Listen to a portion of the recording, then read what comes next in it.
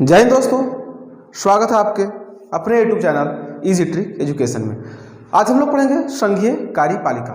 देखिए, संघीय कार्यपालिका का यह पार्ट 4 है, पार्ट 4 है, पार्ट 4 है। ठीक है, संघीय कार्यपालिका में हम लोग राष्ट्रपति के बारे में पढ़ रहे थे और राष्ट्रपति के पास जितनी पावर है, जितनी शक्तियां हैं, हमने टोटल पार्ट बाय पार्ट हमने बता दिया हूं। पार्ट 1, पार्ट 2 और पार्ट 3 राष्ट्रपति का पार्ट 1, पार्ट 2 और पार्ट 3 आप नहीं देखे हैं तो डिस्क्रिप्शन में लिंक दिया हुआ है, आप वहां जाकर देख सकते हैं। अन्यथा पॉलिटी का प्लेलिस्ट बना हुआ है, आप प्लेलिस्ट में भी जाकर देख सकते हैं। ठीक है, ये हम लोग पार्ट 4 पढ़ेंगे, पार्ट 4 पढ़ेंगे राष्ट्रपति का। इसमें हम लोग पढ़ेंगे राष्ट्रपति का वीटो पावर, वीटो अधिकार। देखिए, बहुत से लोग ऐसे हैं जो नहीं जानते होंगे कि वीटो अधिकार है क्या, वीटो पावर है क्या, राष्ट्रपति के पास कितनी वीटो पावर है। तो ये सभी हम लोग पार्ट 4 में डिस्कस करेंगे। ठीक है, देखिए, अगर वीटो का अधिकार कहा जाए तो हमने पार्ट बाय पार्ट सब इसलिए बता दिया हूं, पार्ट बाय पार्ट, क्योंकि पार्ट 1, पार्ट 2, पार्ट 3 इसलिए मैं बता दिया हूं ताकि वीडियो लंबा ना हो। और मैं इस टाइप से इसलिए लिख दिया हूं ताकि आप लोग को नोट्स बनाने में आसान हो और आराम से आप लोग नोट्स तैयार कर सकते हैं। ठीक है, तो देखिए, मैं यहाँ पे साफ लिख दिया हूं कि वीटो अधिकार, वीटो का शाब्दिक कार्य निषेध अधिकार है, मतलब कि वीटो का जो कार्य है वह निषेध है, नेगेटिव है। वीटो का कार्य क्या है? निषेध है, नेगेटिव है। राष्ट्रपति को 3 प्रकार के वीटो का अधिकार प्राप्त है। राष्ट्रपति के पास कितने प्रकार का वीटो का अधिकार है? तो 3 प्रकार का है। कौन कौन है? पूर्ण वीटो, निलंबन कार्य वीटो और जेबी वीटो, या इसे जेबी वीटो भी कह सकते हैं। जेबी वीटो, चलिए जेबी वीटो कर देता हूं। ठीक है, तो कभी भी अगर क्वेश्चन आए कि राष्ट्रपति के पास कितने प्रकार का वीटो का अधिकार है, कितने प्रकार का है? तो 3। याद रहेगा, भूलेंगे नहीं कि राष्ट्रपति के पास कितने वीटो का अधिकार है? तो 3। कितना वीटो है भारत में? तो 3। ठीक है, चलिए पढ़े आगे हम। देखिए, हम यहां पे लिखे हैं और मैं आप लोग को पूरा डिटेल से बताऊंगा। ठीक है, क्या है पूर्ण वीटो? ठीक है, इसके अंतर्गत क्या है कि इसके अंतर्गत राष्ट्रपति किसी विधेयक पूर्णतः अस्वीकार कर देता है। इसके अंतर्गत राष्ट्रपति किसी विधेयक पूर्णतः अस्वीकार कर देता है, मतलब क्या हुआ, समझ में आ रहा है? देखिए, किसी भी विधेयक को जब संसद में पारित किया जाता है, जैसे सपोज दैट हम ले लेते हैं उदाहरण के तौर पे, तो ज्यादा समझ में आएगा। उदाहरण के तौर पे हम ले लेते हैं जीएसटी ले लेते हैं या धारा 370 ले लेते हैं।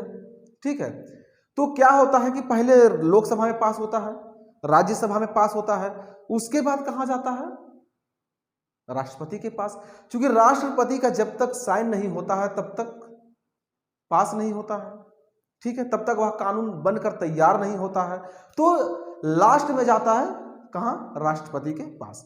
तो सपोज दैट कि जीएसटी है, ठीक है, और जीएसटी में बोला, जीएसटी में क्या हुआ कि लोकसभा और राज्यसभा में पास हो गया, राष्ट्रपति के पास गया, राष्ट्रपति उसे यह स्वीकार कर दिए, मतलब कि बोल दिए कि इसमें जो संविधान या कानून बन रहा है वह सही नहीं है। तो इसे हम कहते हैं पूर्ण वीटो, जो पूर्ण रूप से राष्ट्रपति ये कर दे। उदाहरण के तौर पर एक चीज और आप लोग समझ लीजिए कि सपोज दैट कि आपकी शादी हो रही है, ठीक है, और आपकी शादी हो रही है तो शादी में फोटो आया। अब फोटो देखकर आप सीधा उसे ना बोल दिए, मतलब कि पेंडिंग भी नहीं छोड़े हैं कि हाँ हम करेंगे या 10 दिन बाद बताएंगे। आप सीधा बोल दिए मुझे पसंद है ही नहीं, मुझे लड़की पसंद नहीं है या लड़का पसंद नहीं है, तो शादी क्या हुआ, वही पूर्ण रूप से कट गया। तो शादी वही पूर्ण रूप से मतलब खत्म हो गया, कोई चर्चा ही नहीं होगा, न लड़का तरफ से कोई चर्चा होगा, न लड़की तरफ से कोई चर्चा होगा। ठीक है, तो क्या हुआ कि डायरेक्ट या स्वीकार कर देना, मतलब कि आपको पसंद नहीं है या अच्छा नहीं है तो ऐसा होता है। ठीक है, तो यही पूर्ण वीटो का अधिकार है। ठीक है, समझ में आया? उदाहरण के तौर से मैं उदाहरण के तौर पर भी समझा दिया। उसके बाद दूसरा क्या है, दूसरा है निलंबन कार्य वीटो। दूसरा क्या है, निलंबन कार्य वीटो। देखिए निलंबन कार्य वीटो में क्या होता है ना, निलंबन कार्य वीटो में होता है सस्पेंड। जैसे अगर कोई भी बिल हो, उदाहरण के तौर पर समझिए कि जैसे कोई सरकारी नौकरी में है। ठीक है, पहले मैं उदाहरण के तौर पर समझा देता हूं, उसके बाद में समझा दूंगा।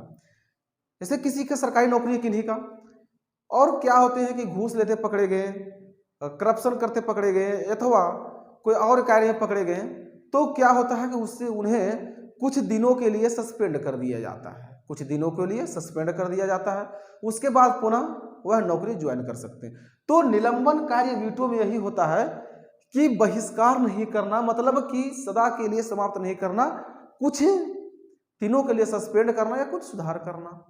ठीक है, तो देखिए निलंबन वीटो कार्य में क्या होता है कि राष्ट्रपति किसी विधेयक को पुनः विचार के लिए वापस भेज सकता है। राष्ट्रपति किसी विधेयक को पुनः विचार के लिए वापस भेज सकता है, मतलब कि जैसे संसद में कोई कानून पास होता है, लोकसभा, मैं बार बार इसलिए रिपीट कर रहा हूं, बार बार इसलिए मैं समझा रहा हूं ताकि आप लोग को समझ में अच्छी से आ जाए और रटने की जरूरत ना पड़े, रटने का जरूरत ना पड़े, सीधा दिमाग में घुस जाए और भूले नहीं, ताकि क्वेश्चन आए तो फटाक से आप बना लें। ठीक है, हम क्या पढ़ा रहे, निलंबन कार्य वीटो में क्या है कि राष्ट्रपति किसी विधेयक को पुनः विचार के लिए वापस भेज सकता है। जैसे लोकसभा और राज्यसभा में कोई कानून पास हो गया, राज्यसभा और लोकसभा में कोई कानून पास हो गया, तो क्या होता है कि वह राष्ट्रपति के पास जाता है। तो राष्ट्रपति वहां बोलेंगे कि जो कानून को संशोधन किए, मतलब कि जिस कानून को आप बना रहे हैं, तो इसमें क्या है कि कुछ पंक्तियां जो इसे सुधार करे, संशोधन करे, इसमें कुछ जो पंक्ति दिया हुआ है या कुछ नियम है या ठीक नहीं है, आप इसे सुधार करें। ठीक है, तो सुधार करने का मौका दिया जाता है। तो क्या होता है कि संसद में फिर से सुधारा जाता है और इस पर पुनः विचार किया जाता है कि इसमें आखिर क्या गलत है और क्या सही है, विचार करके फिर से विधेयक संसद में पास करके और राष्ट्रपति के पास ले जाया जाता है। ठीक है, समझ में आ रहा है? राष्ट्रपति किसी विधेयक को पुनः विचार के लिए वापस भेज सकता है। उसके बाद क्या है, देखिए संसद यदि साधारण बहुमत 2/3 से अधिक विधेयक को पुनः पारित करके राष्ट्रपति के पास भेज देता है, तो राष्ट्रपति उस विधेयक पर हस्ताक्षर करने के लिए बाध्य है। यह 44वां संविधान संशोधन में है। ठीक है, मैं भी बताया कि अगर राष्ट्रपति कोई विधेयक को, कुछ कानून को जो संसद द्वारा पास किया जाता है, अगर उसमें बोलते हैं कि इसमें पुनर्विचार किया जाए, मतलब कि कुछ इसमें गलत है, इस लाइन को हटाया जाए या जोड़ा जाए, तो पुनर्विचार करके संसद से आप लाए तो मैं साइन कर दूंगा, वह कानून पास हो जाएगा। वही चीज यहां दिया है, संसद यदि साधारण बहुमत 2/3 से, ठीक है, साधारण बहुमत से यदि विधेयक को पुनः पारित करके राष्ट्रपति के पास भेज देता है, तो राष्ट्रपति उस विधेयक पर हस्ताक्षर करने के लिए बाध्य है। यह 44वां संविधान संशोधन में, 44वां संविधान संशोधन में। यहां तक तो समझ में आ गया होगा। मुझे तो नहीं लगता कि आप लोग को दिक्कत होता होगा यहां तक, क्योंकि मैंने इतने तोड़ तोड़ कर बताया हूं। ठीक है, उसके बाद क्या है, देखिए जेबी वीटो में क्या होता है, देखिए कितना सुंदर कानून बनाया गया है, आप गौर फरमाइए, देखिए गौर कीजिए। फिर जेबी वीटो होता है क्या कि यदि राष्ट्रपति किसी विधेयक को स्वीकार या स्वीकार निलंबित ना करे, तो यह माना जाता है कि राष्ट्रपति ने जेबी वीटो का प्रयोग किया है। इस पॉइंट से समझ में आ रहा है? यदि राष्ट्रपति किसी विधेयक को स्वीकार या स्वीकार निलंबित ना करे, तो यह माना जाता है कि राष्ट्रपति ने जेबी वीटो का प्रयोग किया गया। अब बताइए कि इससे आप क्या समझ रहे हैं। देखिए मैं बताता हूं, ध्यान से सुनिए, दिमाग में आ जाएगा, सीधा समझ में आ जाएगा। वीटो का अधिकार से कभी भी क्वेश्चन आएगा तो क्वेश्चन बन जाना चाहिए कि नहीं बनना चाहिए, बन जाना चाहिए। देखिए इसीलिए बोलते हैं कि ध्यान से समझिए ताकि दिक्कत ना हो और रटने की जरूरत ना पड़े। ठीक है, ये पार्ट 4 याद रखिएगा राष्ट्रपति का। अगर आप लोगों ने पार्ट 1, पार्ट 2, पार्ट 3 नहीं देखे राष्ट्रपति का तो आप जाकर प्लेलिस्ट में देख सकते हैं, पॉलिटी का प्लेलिस्ट बना हुआ है, अन्यथा डिस्क्रिप्शन में भी लिंक दिया हुआ है, आप वहां से भी देख सकते हैं। ठीक है, बढ़े आगे हम। चलिए जेबी वीटो का देखिए क्या होता है कि सपोज दैट कि कोई कानून बन रहा हो संसद में, लोकसभा राज्यसभा में पास हो गया। भैया लोकसभा राज्यसभा में तो पास कर दिए आप, लेकिन राष्ट्रपति जी साइन करेंगे तभी ने कानून बनाइएगा सर, क्या तभी तो कानून बनेगा। तो इसमें क्या होता है कि राष्ट्रपति को जो चीज मतलब कि जैसे है कि कानून बनाया जा रहा है और उसमें बहुत सारे संशोधन गलत है, तो राष्ट्रपति साइन नहीं करते हैं, जाओ ससुरा साइन नहीं करेंगे हम। तो साइन जब नहीं होता है तो क्या होता है कि वह कानून हमेशा के लिए फाइल में दब जाता है, वह कानून दोबारा पुनर्विचार होता ही नहीं है। ठीक है, वह कानून एक बार पास हो रहा था, कब हो रहा था आप लोग इंतजार कीजिए। मैं इसमें टोटल देखिए पढ़े इंटरेस्ट के साथ, पढ़ने में बहुत मजा आएगा। ठीक है, आप ध्यान से पढ़िए, पढ़ाई में बहुत मजा आएगा, है ना। क्योंकि यह कानून एक बार लाया गया था, ऐसा कब लाया गया था, उस समय राजीव गांधी का सरकार था 1986 में। चूंकि इंदिरा गांधी का सरकार तो 1984 में था। ठीक है, 1986 में। ठीक है, देखिए यहां मैं लिख भी दिया हूं कि ज्ञानी जैल सिंह ने 1986 में डाक संशोधक विधेयक को इस वीटो का प्रयोग किया था। ज्ञानी जैल सिंह ने 1986 में डाक संशोधन विधेयक में इस वीटो का प्रयोग किया था। देखिए अब मैं इसका डिटेल समझा देता हूं आप लोग को, क्योंकि जब भी पूछे कि डाक संशोधन विधेयक ने इस वीटो का प्रयोग किया था, कब किया था, ज्ञानी जैल सिंह ने किए थे। ठीक है, मैं बता देता हूं कि ज्ञानी जैल सिंह ने ऐसा क्यों किए थे। जब 1986 में क्या हुआ था कि राजीव गांधी का सरकार था।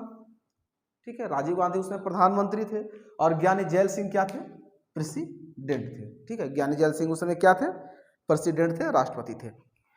तो डाक राजीव गांधी जो थे, राजीव गांधी एक बिल लेकर आए थे, एक कानून लेकर आ रहे थे कि डाक विभाग में क्या है कि जब भी जैसे अभी हम लोग क्या होता है कि अभी जब हम लोग पार्सल भेजते हैं, ठीक है, पोस्ट ऑफिस से हम लोग का पार्सल आता है, हम लोग कहीं पार्सल भेजते हैं तो क्या खोल के देखने का अधिकार किन्हीं के पास नहीं है क्या, किन्हीं का पार्सल खोल के देखा जाता है, नहीं देखा जाता है। तो जब नहीं देखा जाता तो उसमें राजीव गांधी जी ने यह बिल ला रहे थे, यह अधिनियम ला रहे थे कि किन्हीं का अगर पार्सल डाक विभाग में आता है, मतलब कि डाक विभाग से भेजा जाता है, डाक से भेजा जाता है, तो सरकारी अधिकारी का यह मतलब हक बने कि खोलकर उस चीज को देखा जाए कि इस पार्सल में क्या है, खोलकर इस चीज को देखा जाए कि इस पार्सल में क्या है, इसके अंदर क्या भेजा जा रहा है। ठीक है, तो ये विधेयक पास करके, ठीक है, ये विधेयक पास करके राष्ट्रपति के पास गए, तो राष्ट्रपति जी साइन नहीं किए कि ससुरा मतलब क्या है, मतलब किसी का पर्सनल चीज आप खोल के देखेंगे, कोई पर्सनल क्या भेज रहा है, नहीं भेज रहा है, डाक में खोल के देखने का अधिकार नहीं है। आप सबका सामान हम खोल के कैसे देखेंगे, कोई लेटर भेज रहा है, किसी का पर्सनल लेटर है, किसी का क्या है, तो किसी का हक नहीं बनता है कि उसका सामान को खोलकर देखे।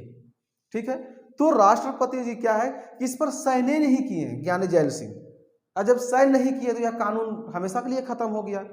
ये आज भी राष्ट्रपति भवन में आज भी दबा होगा, रखा होगा, इसी तरह ससुरा कोई साइन नहीं हुआ है आज तक, समझे ना।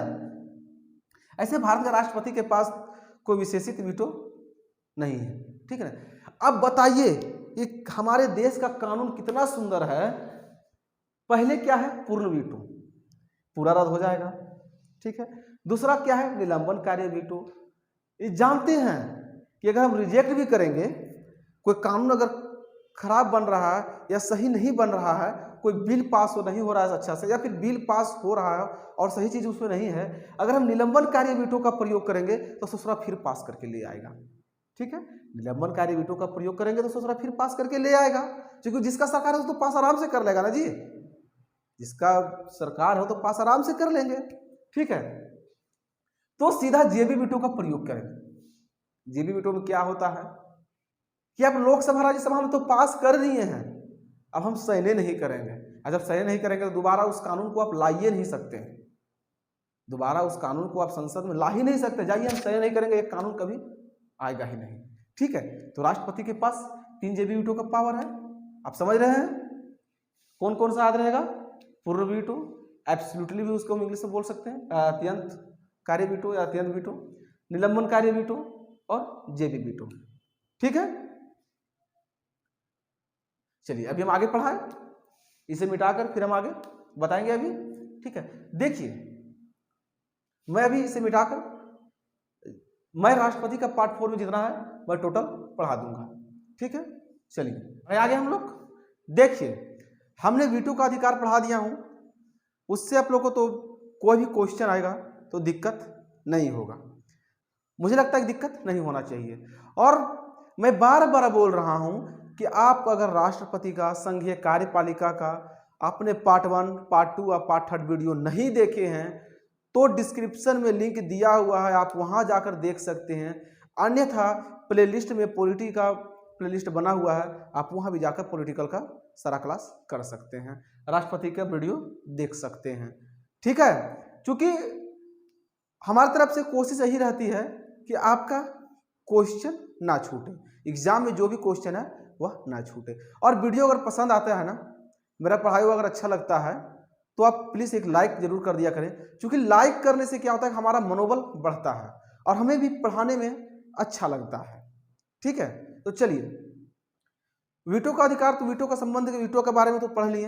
अब हम कुछ तथ्य जो है राष्ट्रपति के बारे में मैं बता देता हूं ताकि क्वेश्चन आप लोग का एक भी ना छूटे, इसलिए हमने कोशिश किया होगी सारा का सारा क्वेश्चन मैं यहाँ पे एक्सप्लेन कर दूं।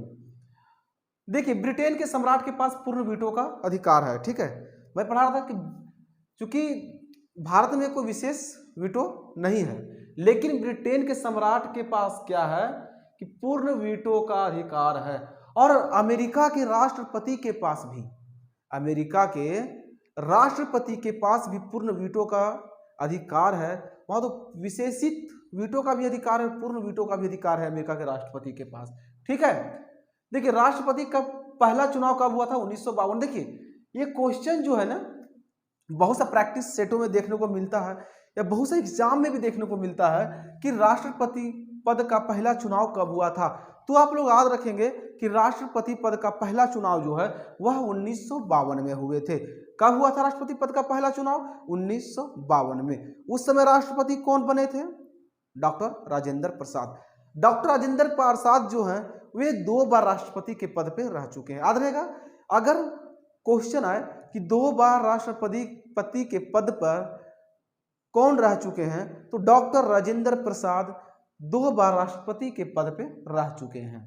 ठीक है, अब देखिए राष्ट्रपति जो पहले गृह मंत्री भी रह चुके हैं, ऐसे कौन से राष्ट्रपति हैं जो गृह मंत्री भी रह चुके हैं? अगर question suppose that question exam में पूछ दे या पूछा ही जाता है, मैं तो कितने प्रैक्टिस सेटों में देखता हूं ऐसे राष्ट्रपति जो पहले गृह मंत्री के पद पर भी रह चुके हैं।